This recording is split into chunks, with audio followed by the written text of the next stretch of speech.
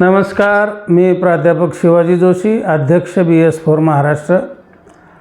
आज आपण व्हिडिओ हा एवढ्यासाठी करतो आहे की BS4चे जे काही वेगवेगळे कार्यक्रम आहेत त्या कार्यक्रमाची माहिती आपल्या प्रत्येक समाज बांधवापर्यंत जावी, याच्यासाठी वारंवार आपल्याला हे व्हिडिओ करावे लागत आहेत। तर आपण जास्तीत जास्त लोकांनी हे व्हिडिओ आपण पाहिले पाहिजेत। आपली स्वतंत्र वेबसाईट आहे BS4ची, आणि ते पाहिल्यानंतर त्याला लाईक केलं पाहिजे, सबस्क्राईब केलं पाहिजे, तरच त्याचा संघटनेला आपल्याला अजून वेगळा फायदा होऊ शकतो। तर या व्हिडिओच्या निमित्तानं आपल्या समोर येण्याचं कारण हे होतं की आपण या BS4ची एक कार्यशाळा 2 दिवसाची आयोजित केलेली आहे देगलूरला, आणि या कार्यशाळेचे प्रायोजक आणि संयोजक आहेत श्री रेणके साहेब, आणि त्यांनी ते संयोजक आहेत तर त्यांना अजून बऱ्याच लोकांचे म्हणजे संमतीपत्र गेलेले नाहीत। तर त्या पत्रिकेसोबत जे काही संमतीपत्र पाठवलेलं आहे ते कृपया भरून ते माणिक रेणके साहेबांच्या मोबाईल नंबरवर पाठवा। त्या पत्रिकेमध्ये मोबाईल नंबर दिलेला आहे।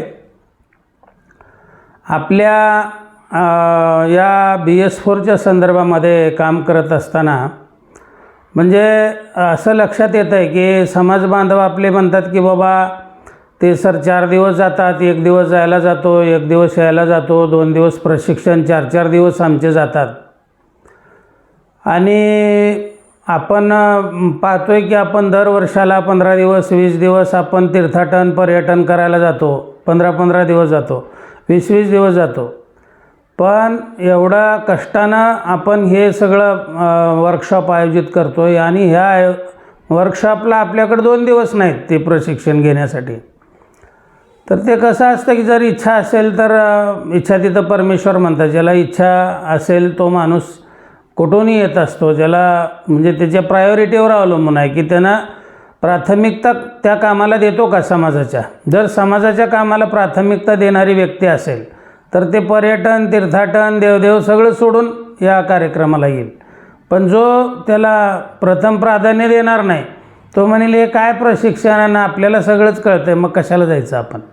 तर हे सगळ्या म्हणजे बंधू भगिनी, युवक, महिला, आपले जे काय कार्यकर्ते आहेत, वेगवेगळ्या भटक्या ब प्रवर्गातल्या 28 कॅटेगरीमधले जे काही वेगवेगळे समाज बांधव आहेत, ज्यांना काम करण्याची इच्छा आहे समाजाचं, ज्यांना BS4चं उद्या राज्याच्या कार्यकारिणीवर काम करायची इच्छा आहे, महाराष्ट्राचा अध्यक्ष व्हायचं आहे, जिल्ह्याचा अध्यक्ष व्हायचं आहे, कार्यकर्ता व्हायचं आहे, अशा कुठल्याही कार्यकर्त्याला प्रशिक्षण असल्याशिवाय त्याला त्या पदावर राहता येणार नाही।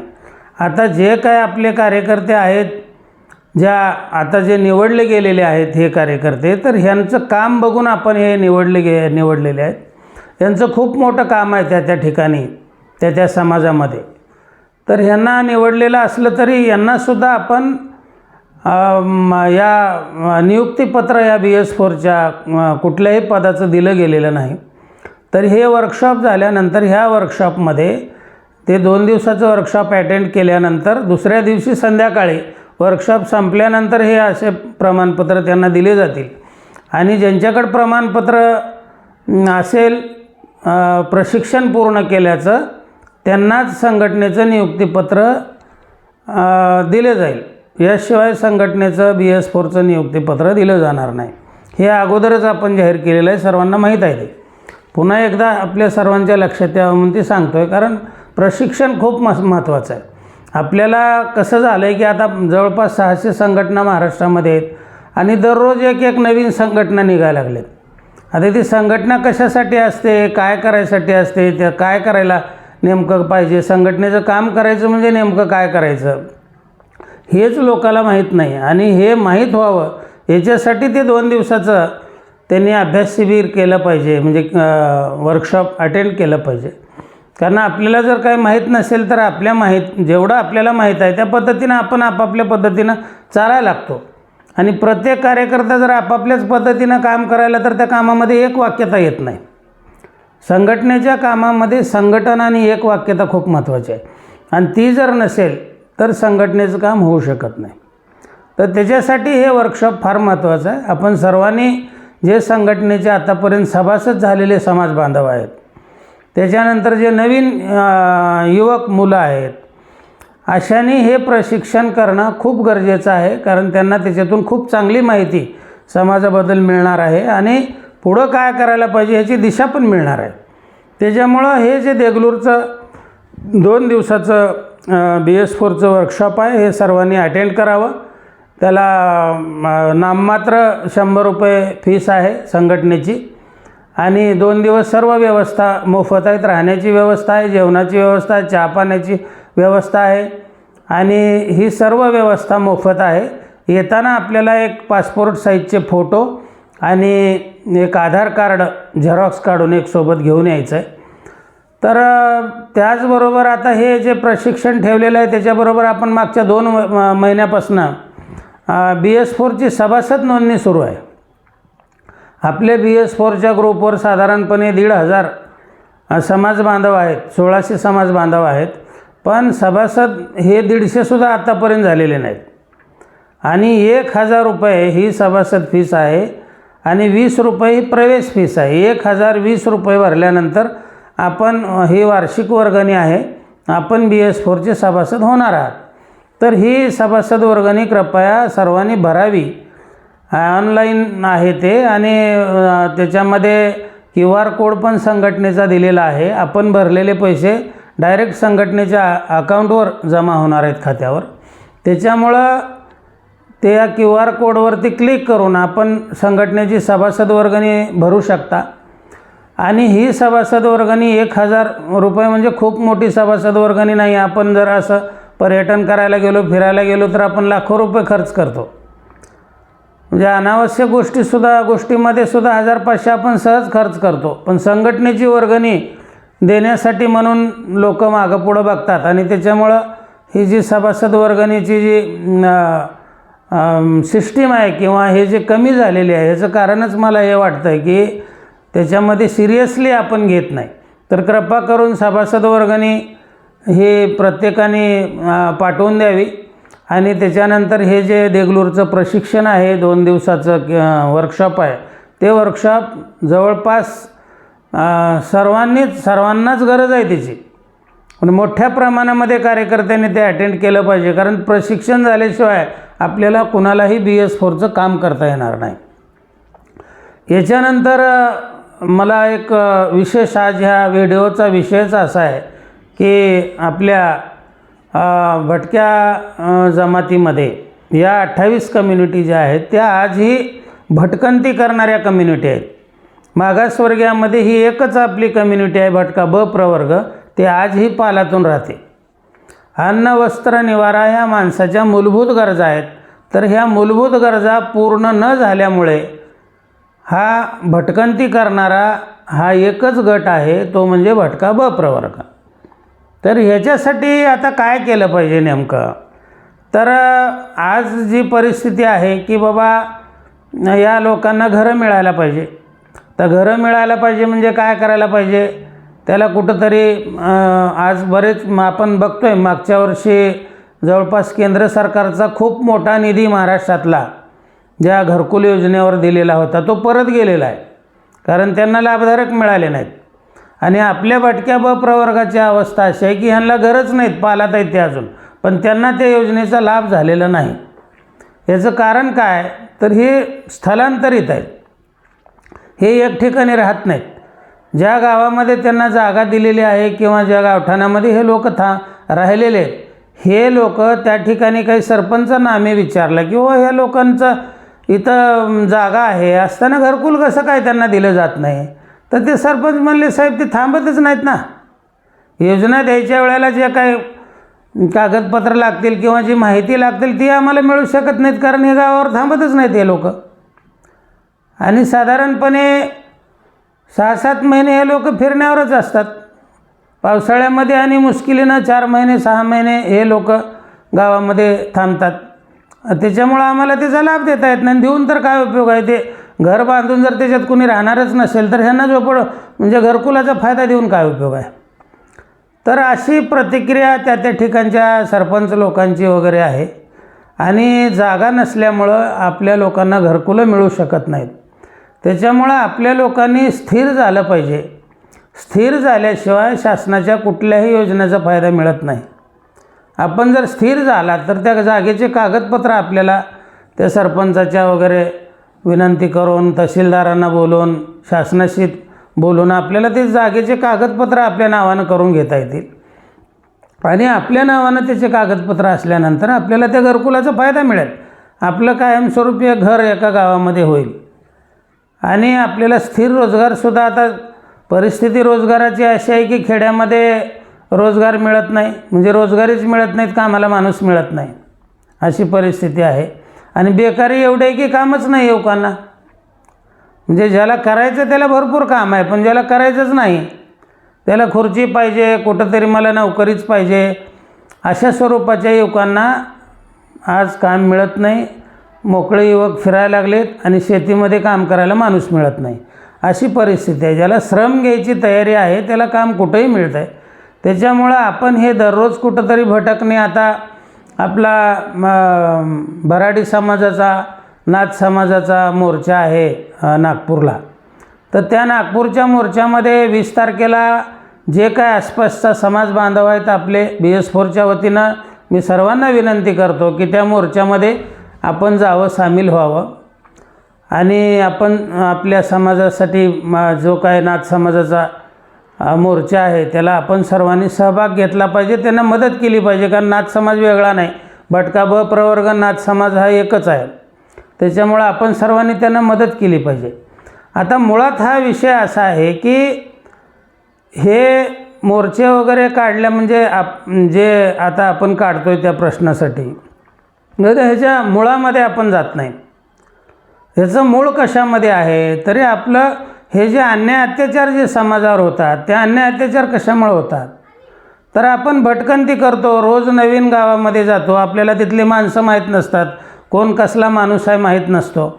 आणि त्या लोकांना कसं आहे, भटकत फिरणारे लोक म्हणजे त्यांना खूप काही किंमत नसते त्याची. म्हणजे आपल्या जे काय अन्याय अत्याचार समाजावर होतात त्याचं मूळ त्या भटकंतीमध्ये आहे. आणि त्या भटकंतीचं जे मूळ आहे ते आपल्या अज्ञानामध्ये आहे. त्याच्यामुळं आपल्याला आपलं अज्ञान दूर करावं लागेल पहिली गोष्ट, आणि भटकंती थांबवावी लागेल. ज्या दिवशी आपली भटकंती थांबेल त्या दिवशी आपल्यावरचे अन्याय अत्याचार 100% थांबतील. त्यांना अन्याय अत्याचाराचं मूळच भटकंतीमध्ये आहे. आपण जर भटकंती केली नाही तर आपल्यावर अन्याय अत्याचार होणार नाहीत. आपण कुठले तरी उद्योग, व्यवसाय, धंदे काहीतरी स्थिर होण्यासाठीचे जे काय कलाकुसर लागते व्यवसाय करण्यासाठी ते घेऊन आपण स्थिर झालं पाहिजे. म्हणजे हे जे आहे ते भटकंती हा प्रश्न आहे, भटकंती हे मूळ आहे त्या प्रश्नाचं. आणि आता ठीक आहे आपण मोर्चा वगैरे काढताय, चांगली गोष्ट आहे, पण हे आपण जोपर्यंत कितीही मोर्चे काढले, कितीही शासनानं आपल्याला आश्वासन दिले, शासन काय तुम्हाला दररोज तुम्ही फिरताय मग तुमच्या पाठीमागं पोलीस नाही देणार. त्याच्यामुळं आपल्याला एका ठिकाणी स्थिर झालं पाहिजे. स्थिर झाले की हे अन्याय अत्याचार बंद होतील. आणि ह्याचं मूळच ह्या स्थलांतरामध्ये आहे. तर कृपा करून माझी सर्वांना विनंती आहे, नाथ समाजाला सुद्धा, की आपण त्याच्या मुळामध्ये गेलं पाहिजे की हा प्रश्न कशामुळं निर्माण होतो आहे, याचं नेमकं उत्तर काय, आपण काय केल्यानंतर हे अन्याय अत्याचार थांबतील. तर ह्या पद्धतीनं आपण विचार केला पाहिजे. आणि जर आपण असा विचार करून त्याचे मूळ मुद्दे शोधले किंवा कशामुळं हे नेमके अत्याचार होतात, तर त्याचं मूळ शोधून जर आपण त्याचं परिणामकारक आपण तसं वागलो किंवा तसं करायचं ठरलं तर हे अन्याय अत्याचार होणार नाहीत. तर दुसरी गोष्ट अशी आहे की आपण पूर्वीपासून ह्या गृहनिर्माण म्हणजे घरं तर असले पाहिजे, अन्न वस्त्र निवारा प्राथमिक गरज आहे. ज्यावेळेस लातूरला भूकंप झाला त्यावेळेस सर्व भारतातील, जगातील सगळे NGO ह्या लातूरमध्ये आल्या आणि लाखो घरं त्यांनी 6 महिन्यामध्ये लाखो घरं बांधून दिले. भूकंपामध्ये 1 वर्षामध्ये सगळे घरं उभं राहिले, लाखो घरं एकाच वेळेला. तर आम्ही त्यावेळेला अनेक निवेदनं कलेक्टरला दिले, शासनाला निवेदन दिले, येईल त्या मंत्र्याला निवेदन दिले की व भटक्या विमुक्ताचं जे पुनर्वसन आहे ते भूकंपग्रस्तासारखं करा, भूकंपग्रस्त समजून भटक्या विमुक्ताचं पुनर्वसन करा. एका दिवशी तुम्ही एवढे लाखो घरं बांधून दिले, जवळपास 52 गावं वसवले, 52 गावामध्ये लाखो घरं बांधून दिले वेगवेगळ्या कंपन्यांनी. तर मग हे फिरस्ती जे भटक्या विमुक्ताचे लोक आहेत, आज 77 वर्ष देश स्वतंत्र झाल्यापासून आणि त्याच्या अगोदरही भटकणारेच होते. इंग्रजाच्या कायद्यामुळं हे लोक काही एक ठिकाणी राहत नव्हते भटक्याचे, त्याच्यामुळं आज ही लोक भटकणार आहेत. मग ह्याला भूकंपग्रस्तासारखं तुम्ही पुनर्वसन का करत नाही? पण त्यालासुद्धा संघटन लागतं, त्यालासुद्धा ताकद लागते पाठीमागं, त्याला स्ट्रॉंग संघटनेच्या पाठीमागं ज्याला घरं पाहिजे ती माणसं लागतात ना. ज्याला घरं पाहिजे ते माणसंच नाही, आणि आम्ही त्यांना सांगतो किंवा घरं पाहिजे, ते म्हणतात माणसं कुठं आहेत. तर ही अशी परिस्थिती होते. त्याच्यामुळं आपण जर सर्वजण एकत्र आलो तर आपण शासनाच्या जमिनी मिळवण्यासाठी सुद्धा प्रयत्न केले. आता आम्ही ज्यावेळेस चळवळीत काम करत होतो, मी 9वी-10वीला शिकत असताना, तेव्हापासून मी भटक्या विमुक्ताच्या चळवळीमध्ये काम करतो. आमचे नेते त्यावेळेला लक्ष्मण गायकवाड होते, त्यांच्या नेतृत्वाखाली मी भटक्या विमुक्त चळवळीचं काम चालू केलं. तर त्यावेळेला काही नेते होते आमच्यासोबत, ते पत्र घेऊन प्रत्येक वेळेला कलेक्टरकडे यायचे की बाबा आमच्या समाजाला घरं नाहीत आणि आम्हाला जागा द्या कुठंतरी. आणि आजसुद्धा ते निवेदनं त्यांच्याकडे असतात, म्हणजे त्या 40 वर्षामध्ये. तर साधारणपणे मला सांगायचं काय आहे की कुठलीही गोष्ट समजा ते घडू शकत नसेल तर ते घडण्यासाठी काय करावं लागेल. तर आता ज्या वेळेला म्हणजे दुष्काळामध्ये अनेक लोक आपल्या भटक्याचे मुंबईमध्ये राहण्यासाठी गेले आणि त्या ठिकाणी काही समाज बांधवांनी पुढं येऊन अनेक हाऊसिंग सोसायट्या तयार केल्या वेगवेगळ्या समाजाच्या, आणि अनेक लोकांच्या हाऊसिंग सोसायट्या तयार झाल्यामुळं आज तिथं बिल्डिंगमध्ये राहतात लोक, इमारतीमध्ये फ्लॅटमध्ये राहतात. तीच अवस्था पुण्याची आहे. मोठ्या मोठ्या सिटीमध्ये वेगवेगळ्या लोकांनी समोर येऊन शासनाची जागा मिळाली तर शासनाकडून सवलतीच्या दरामध्ये जागा घेतली, शासनाची नाही मिळाली तर मग सगळ्यांनी कॉन्ट्रीब्युशन करून त्या ठिकाणी जागा उपलब्ध केल्या, आणि त्या जागा उपलब्ध करून तिनं तिथं सोसायट्या तयार केल्या आणि लोकांना निवाऱ्याची व्यवस्था केली. ते जर शासनाची जागा मिळेल फुकट म्हणून जर बसले असते तर ह्या एवढ्या मोठ्या सोसायट्या वगैरे एवढं मोठं पुनर्वसन समाजाचं झालं असतं का? आता मी सुद्धा लातूरमध्ये 2 हाऊसिंग सोसायट्या निर्माण केल्या. तर या हाऊसिंग सोसायट्यामध्ये असंच आम्ही कलेक्टरला मागायला गेल्यानंतर त्याने सांगितलं होतं एक 15 किलोमीटरवर गायरान आहे आणि त्या ठिकाणी तुम्ही राहा, बघू आपण नंतर. मग ज्यावेळेस आम्ही समाजाला सांगितलं की बाबा असं असं गायरान आहे, ते म्हणले अरे बापरे तिथं रात्री कसं राहायचं, म्हणजे अशा म्हणजे जंगलाच्या ठिकाणी राहिल्यासारखं, गाव सोडून मग काय दररोज कसं काय यायचं व्यवसायासाठी इथं. त्याच्यामुळं लोक काय गेले नाही तिथं. अशा फुकट जागा होत्या की त्या ठिकाणी आम्ही लोकांना सांगितलं, लोक राहिले नाहीत. इतर लोक जाऊन जे राहिले ते आज तिथं मोठ्या वसाहती झालेल्या आहेत. मग त्याच्यामुळं काय केलं आम्ही की मी म्हणलं व हे लोक काय बाहेर जात नाहीत, मग आम्ही कॉन्ट्रीब्युशन करून सोसायट्या वसवल्या. 2-4 हजार रुपये त्यावेळेला उभा केले आम्ही, 4-4 हजार रुपये, आणि जागा लोकांना घेऊन दिल्या. आज त्या जागा कोटीच्या घरामध्ये आहेत, त्याच्यामुळे लोकांची घरं झाली. तर अशाच पद्धतीनं आपण काहीतरी असे वेगवेगळे मार्ग काढले पाहिजे. शासनाची जागा मिळवायला पाहिजे का? जरूर मिळवायला पाहिजे, आपण ते प्रयत्न करू. पण त्याला मिळायला जर वेळ लागत असेल तर तोपर्यंत अजून दुसरा मार्ग जो आहे तो आपण अवलंबायला काय हरकत आहे. तर कुठला मार्ग आहे? तर आपण वेगवेगळ्या जिल्ह्यामध्ये आपण हाऊसिंग सोसायट्या BS4च्या मार्फत उभा केल्या पाहिजे. त्या गावामध्ये कुठंतरी जवळच्या भागामध्ये 1-2-3 किलोमीटरच्यामध्ये आपण जमिनी घेतल्या पाहिजे विकत, आणि त्याचं कॉन्ट्रीब्युशन करून प्लॉट जर घेतले आपण तर खूप कमी पैशाला, म्हणजे त्याच्या अर्ध्याच पैशामध्ये प्लॉट वगैरे आपल्याला जागा ती उपलब्ध होती, आणि त्याच्यावर आपण हाऊसिंग सोसायटी उभा करू शकतो. घरकुलासाठी लोन किंवा घरकुलासाठी जे अनुदान मिळतं शासनाचं तेही आपण घेऊ शकतो, पण त्याच्यासाठी जागा लागते आणि सोसायटी लागते. ते आपण अगोदर करणं गरजेचं आहे.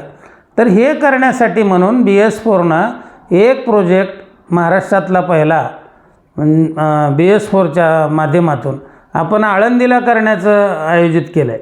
आता हा जो हाऊसिंगचा प्रोजेक्ट आहे, तर आपले अश्रुबा शिंदे म्हणून एक आपल्या गोपाळ समाजाचे कार्यकर्ते आहेत आणि त्यांनी माझ्यापुढं अशी संकल्पना मांडली की सर म्हणले, हे आपण गोपाळ समाजाची माणसं आमची पुण्यामध्ये हजारोनं संख्या आहे घरांची आणि हे माणसं 15-20 वर्षापासून भाड्यानं राहतात, चाळीमध्ये राहतात, एका रूममध्ये राहतात, तर त्यांना स्वतःचं घर नाही. तर त्याच्यासाठी आपल्याला इथं काय करता येईल का? हाऊसिंग सोसायटी एखादी, आळंदी हे संस्काराचं ठिकाण आहे, तिथं मुलाबाळांना चांगले संस्कार लागतात. कारण आता बरेच आपण बघितले आपल्या समाजाचे महाराज आहेत, काही वादन करणारे आहेत, काही गायन करणारे आहेत, काही प्रवचन करणारे आहेत, काही कीर्तन करणारे आहेत. तर असे बरीच मंडळी आपल्या समाजाचे आहेत. त्यांचे मुलं, छोटे छोटे मुलंसुद्धा कीर्तन करतात, छोटे छोटे मुलंसुद्धा भजन गायन करतात, वाद्य वाजवतात, पेटी वाजवतात, तबला वाजवतात. म्हणजे आश्चर्य वाटतं ते पाहून, एवढे लहान लहान मुलं, म्हणजे 5 वर्ष 7 वर्षाची मुलंसुद्धा. तर एक संस्कार निर्माण होणारा आपल्या कुटुंबावर जागा आहे, आळंदी माऊलीचं ठिकाण आहे.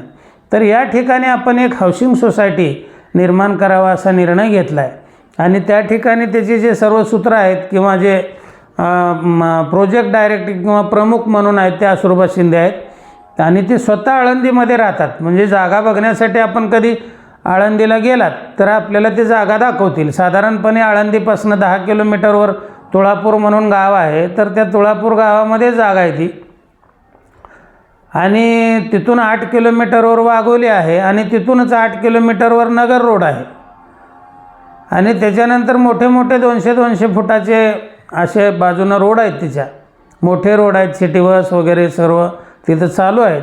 तिथं पाण्याची वगैरे चांगली व्यवस्था आहे, बाकी लाईटची व्यवस्था आहे. असे जमीन आम्ही बघत होतो, पण तिथं जमीन काही मिळण्याचं शक्यता वाटत नाही, कारण बिल्डर लोकांनी ते खूप मोठ्या जमिनी अगोदरच घेऊन टाकलेले आहेत. त्याच्यामुळे एक डेव्हलप केलेली साईट आहे त्या ठिकाणी आणि तिथं 8 लाख रुपयाला एक प्लॉट काही समाज बांधवांनी घेतलेला आहे तिथं. तर त्या ठिकाणी साधारणपणे 50-60 प्लॉट अजून शिल्लक आहेत. तर त्या प्लॉटवर जर आपण 8 लाखाला प्लॉट मिळणार आहे, ज्याच्याकडे पैसे असतील त्यांनी तो प्लॉट घ्यावा. तिथं 2-3 महिन्याची सवडसुद्धा आपल्याला मिळणार आहे आणि ज्याची ऐपत नाही 8 लाख रुपये देण्याची, असं दोघांनी मिळून घेतले, तिघांनी मिळून जर घेतला तर G+2ची परवानगी आहेच तिथं. म्हणजे रेसिडेन्शियल झोन आहेत ग्रामपंचायतमधले, ग्रामपंचायतकडून रेसिडेन्शियल झोन तयार करून घेतलेले आहेत. तर तिथं ते G+3ची परवानगी ऑलरेडी आहे. तिघांनी मिळून जर 8 लाख दिले आणि एकावर एक 3 मजले बांधले तर तिघाला घराची व्यवस्था पुण्यासारख्या ठिकाणी होऊ शकते. तर या अशा पद्धतीनं आपण विचार केला पाहिजे. दुसरी गोष्ट अशी की आळंदीमध्येच एखादा शहरामध्ये चांगला एखादा प्लॉट जर मिळाला तर त्या प्लॉटमध्ये सुद्धा आपल्याला जे काही म्हणजे फ्लॅट वगैरे, समजा एखाद्या प्लॉटवर 12 फ्लॅट निघणार आहेत तर 12 लोकांनी मिळून ते एक प्लॉट घ्यायचा. त्याच्यानंतर ज्यावेळेस आपण फ्लॅट बांधू त्यावेळेला प्रत्येकाला एक फ्लॅट मिळेल. तर अशी काहीतरी व्यवस्था, म्हणजे फार कमी पैशामध्ये आपल्याला, समजा एखाद्या कोटीचा प्लॉट आहे आणि 12 लोकांनी घेतला तर ते 8-8 लाख प्रत्येकाने भरले तर तो प्लॉट मिळेल. आणि ज्यावेळेस बांधू आपण त्याच्यामध्ये शासनाचं अनुदान पण मिळू शकतं, सोसायटी पण होऊ शकते किंवा बँक लोन पण त्या जागेवर मिळू शकतं. तर ह्या सगळ्या शक्यता आपण वापरून त्या ठिकाणी आपण आपले घरं निर्माण करू शकतो. तर हा एक प्रकल्प जो आहे, हा एक विकल्प आहे आपल्याला की बाबा सरकारी जमीन किंवा ते मागण्याचा प्रयत्न करू, आपण तिथं वसाहत साठी जागा मिळवण्याचा प्रयत्न करू. पण त्याच्या अगोदर जर आपण स्वतः काही कॉन्ट्रीब्युशन करून हे जर केलं तर आपल्याला खूप लवकर आपली वसाहती निर्माण होतील आणि लोकांना स्थिर होता येईल. कारण जोपर्यंत माणसं स्थिर होणार नाहीत तोपर्यंत कसल्याही योजना आपल्यापर्यंत शासनाच्या पोचणार नाहीत. आपण जर असंच भटकंती करत राहिलो, आपल्यावर अन्याय होणार, आपल्यावर अत्याचार होणार आणि आपल्याला कुठल्याही शासकीय सवलती मिळणार नाहीत. मुलं शिक्षणापासून वंचित राहणार आणि पिढ्यानपिढ्या असंच आपण फिरत राहणार. तर हे स्थलांतर जे आहे किंवा भटकंती जी आहे ते थांबवल्याशिवाय आपण कुठल्याही योजनेला पात्र राहणार नाहीत, आपलं जीवन सुधारणार नाहीत, मुलं-बाळं शिकणार नाहीत. मुलं-बाळं नाही शिकले तर पुढं जाण्याचा मार्ग काय? समाजाच्या परिवर्तनाचा मार्ग काय? काहीच नाही ना. त्याच्यामुळं आपल्या सर्वांना विनंती आहे की आपण या प्रोजेक्टबद्दल विचार करा आणि ज्यांना काही तिथं आपले पुण्यामध्ये घर असावं असं वाटतं, तर जे पुण्यामध्ये समाज बांधव राहतात भटक्या ब प्रवर्गातले, त्यांनी त्यांच्याशी अश्रुबा शिंदे यांना संपर्क साधावा आणि त्यांची भेट घेऊन ती जागा बघून घ्यावी. ज्याला ती जागा पसंत पडत नाही त्यांनी मी म्हणल्यासारखं फ्लॅटसाठी तयारी असली तर तशी तयारी दाखवावी. म्हणजे आपल्याला सगळ्याला मिळून तो प्रोजेक्ट हातात घेता येईल ना. जोपर्यंत तयारी कळणार नाही आपली किंवा आपण काहीतरी ॲडव्हान्स म्हणून काहीतरी एक छोटी 50-50 हजार रुपये जमा करणार नाही, तोपर्यंत प्रोजेक्टमध्ये हातच घालता येणार नाही ना आपल्याला. कारण जी मुदत आहे ती मुदत 3 महिन्याच्या पुढं कोणी देत नाही जागेसाठी, आणि त्या मुदतीमध्ये सगळ्यांचे पैसे आले पाहिजे. त्याच्यासाठी आपली जी नियोजन आहे ते किमान 2-3 महिने अगोदर झालं पाहिजे. नाहीतर मग काय, मुदत संपली तर पैसे बुडण्याची शक्यता असते, पैसे परत मिळत नाहीत आणि प्लॉट बी मिळत नाही, आणि रोज किमती प्लॉटच्या वाढत चाललेल्या आहेत. तर त्याच्यामुळं आपल्या सर्वांना विनंती आहे माझी की ह्या वेगवेगळे जे प्रोजेक्ट आपण हातामध्ये घेतो आहे हे काय कुणाच्या व्यवसाय म्हणून आपण करत नाही. ते जे लोकांनी सहभाग घेतलेला ह्याच लोकांमधून एक कमिटी तयार होईल त्याची, आणि जे काही प्रमुख आपण त्याचे अश्रुबा शिंदेला निवडलेलं आहे की त्यांच्यासोबत आपल्यातली आपणच त्यांच्यासोबत कमिटी करायची आहे आणि तुम्ही सर्वांनी मिळून ते आपलं काम आपण करायचं आहे.